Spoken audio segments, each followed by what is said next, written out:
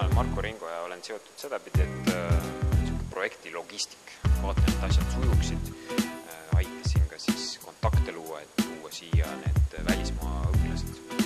Ja siin ajan lihtsalt sellist asja, et ruumid oleksid olemas ja õpilased saaksid rahulikult teha oma tööd. Milleni te olete siiamaani jõudnud, mida te olete teinud? Siiamaani oleme põhiliselt arutanud selle üle, mis asi on üldse sallivus, sest hästi erinevad inimesed, nende jaoks sallivuse mõiste on väga erinev. Ja täna nüüd ma lähengi kohe ka jällegi sinna projekti tuppa kuulama, mis meil edasi saab. Põhiline eesmärk on see, et vaadata, kuidas Tartu Raatuse gümnaasiumit saaks muuta natukene sallivamaks kohaks. Mida te olete teinud siiani? Millega tegelenud?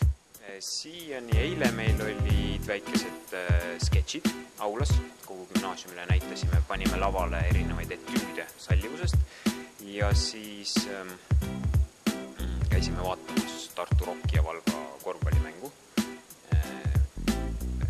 kuidas see seondub, kuidas sport ja selline oma meeskonna tulihingeline, agressiivne toetamine, kuidas see seondub sallivusega.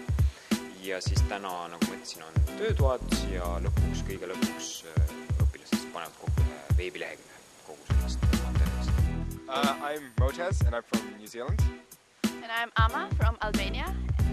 And we are coming from Red Cross Nordic United World College, which is a United World College in Norway. It's an international boarding school.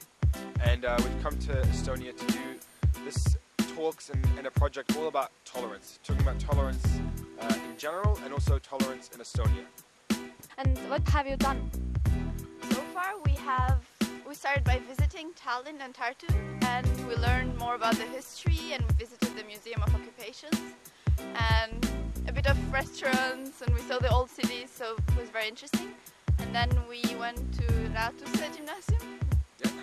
And so far today has been a lot of discussion, talking within the groups about what is tolerance, what it means for us, and also giving a little sketch to the rest of the class, about 100 people, about tolerance, just to get them to think about it.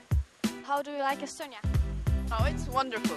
It's all the culture and it's a very different feeling from where we're coming from. It's very nice. I think Estonia is a really interesting country because you don't hear much about it, but it has a pretty amazing history and the people and the mindset. It's not something that you can see in every single country.